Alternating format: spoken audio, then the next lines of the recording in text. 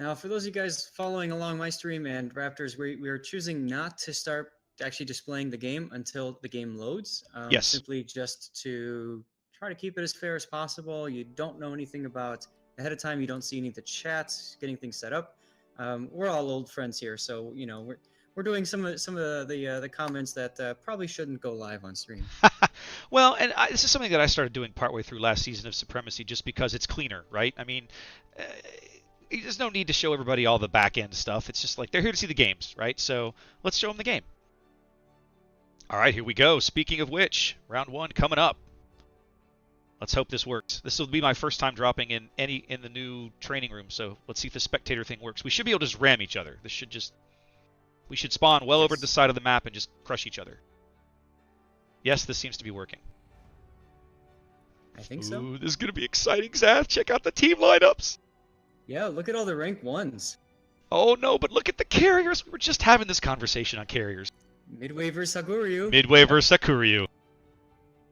And so 3 is a pretty good carrier player, we haven't, and Spectre. Yep, so just as an FYI, I know you guys can't see it yet. We'll talk through team lineups real fast. APOC has elected for a Midway for their carrier. Their battleships are Montana Conqueror. They've gone double Hindenburg Zhao, and they are running triple Destroyer, Gearing, and 2 Gorozovoy. I wonder what they're packing. I can't imagine.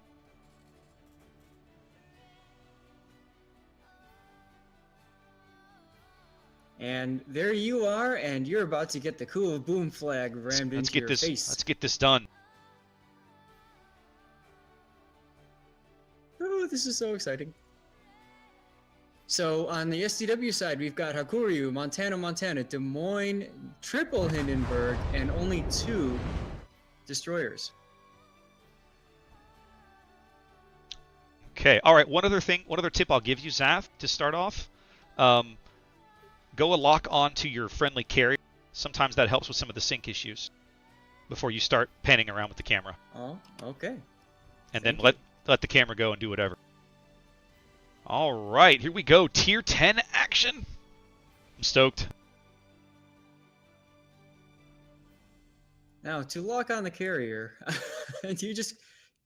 there we go. There you go. Okay. All right, so on the APOC side of the house, we are sending Gearing Gorozovoy. Looks like they are... looks like the Grozes, we got 1 Gorozovoy going C, 1 Gearing going B, 1 Gorozovoy going A. The rest of the team, it looks like we're sending Conqueror Hindenburg Zhao to A, and Montana Hindenburg heading towards the east. What's STW's deployment looking like? Well, we see a Gearing and a Hindenburg. I'm sorry, I'm fighting with my screen right now. There we go. A Gearing and a Hindenburg are both heading towards CCAP. Montana heading towards CCAP. Des Moines, Hindenburg going towards CCAP. And we see a small splinter group heading towards A, Gearing, Hindi, and Montana. So they're not sending anybody to B at all. No, interestingly enough. Well, they've only got 2 destroyers, so this is a I won't say a quirk. This is that's what I'm looking for. Result of their team composition. By going 2 destroyers, they are only really allowed to contest 2 caps early. It looks like they're going to set the DM. I see the Des Moines now. He's spotted on our side of the map. Looks like he's going to set up near B. Yes, sir. A little bit of early fighter action there as the fighters scaring each other off. Not really any shots fired that I could see. Now, the big thing in Supremacy League, a lot of people like to follow the torpedoes, the guns, and all that, and I think it's much more important to be looking at the positioning. Where are the ships setting up? Absolutely. And where are they going? I usually start the game on map mode until battle kind of really starts to get engaged. That's an interesting idea. All right, so Revan at B in his Gearing has kind of reversed into the cap. He's got a little bit of cover. He's capping from behind an island. And Megadude on the bottom end of C is capping that one for APOC now. Doesn't seem to be spotted.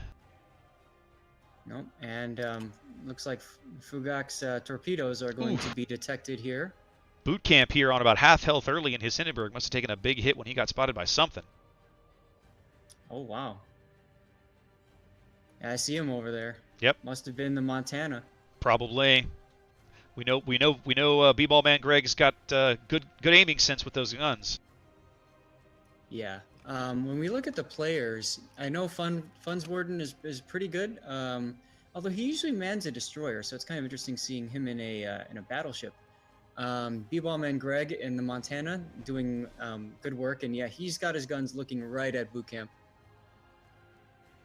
All right, so based on what I'm seeing at C, it looks like Zampy is contesting C.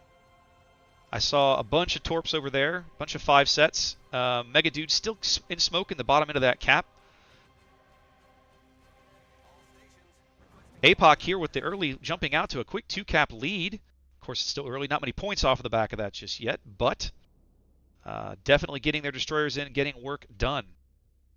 Well, yeah, and they're contesting C, and they're about to cap C, so they're about to get all 3 caps versus STW. Well, it seems like they kind of don't know how to respond here. Greg is being burned to smithereens. He's down to half now, and boot camp, as we see, is healed back up to about what 2/3. So yeah, Boots popped at least one of his heals there. Health advantage, or health advantage, definitely going to STW. APOC's given up quite a bit of health on some of their ships to work this cap advantage, but they're about to jump out to a 100-point lead. There's one of STW's gearings just spotted north of C. Mega Dude still parked in the bottom end of C, just camped out there. Probably waiting to see if he can get eyes on that gearing. Nope, turning on the engines now and leaving.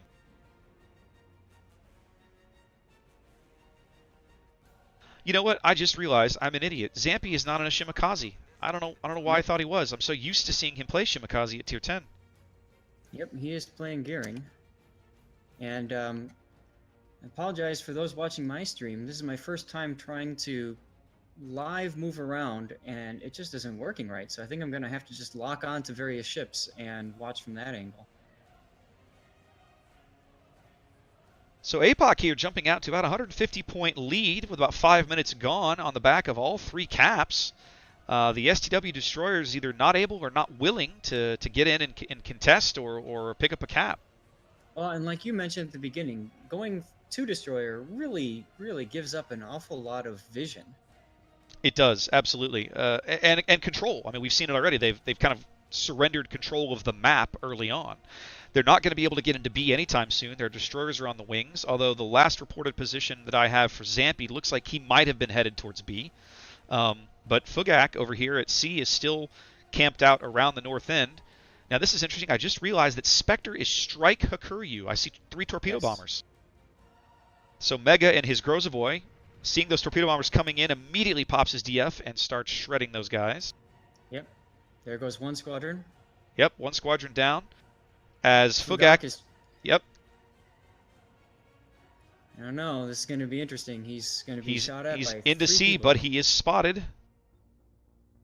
He's got Montana, Hindenburg, and Grozavoy in Mega's position. He has no shots on him.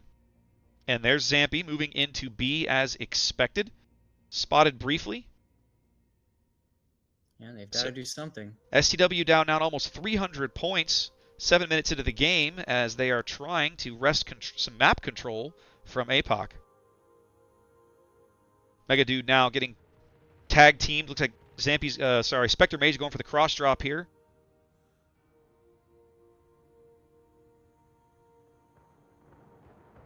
Mega gets 1 squadron completely. He's going to take at least 1 torp there. No, he dodges him. Wow, yeah, what dodged. a great dodge by Mega Dude and his Grozavoy. That ship does not handle all that well either. No, but Mega does things with destroyers. Yes, he does. Well played, sir. Now, by forcing him out, though, that is going to allow Fugak to eventually pick up C for STW. They'll be picking up their first cap here in a minute. Zampy looks like he's going to pick up B, but, you know, if I'm APOC, I don't see a big rush at this point. I'd start focusing some ships down. Like, you've got a 300-point lead. Yeah. You don't need a cap. Absolutely. And you need to... This is one thing that I've seen APOC struggle with in the past sometimes is basically punishing a push. And that's what they need to do right now. They need to punish somebody hard on the STW team. Well, I tell you, these forces that have swung through A are doing a good job pushing Vermicelli and B-Ball Man away. Yeah. And both of those guys are on about half health. They're under kind of continual fire here from at least 2 or 3 different ships. So I suspect over the next 2 or 3 minutes they'll end up getting at least one of those guys. It's going to be tough for it not to happen.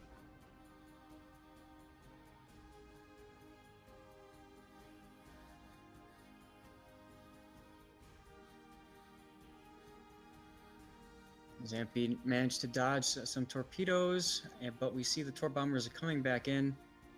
Looks to me like the Midway is doing quite fine against the Hakuryu, huh? Yep, but it looks like oh, the Des Moines is right there. Yeah, Zampi's well under the cover of his friendly Des Moines there. That torpedo strike was almost doomed to failure from the beginning.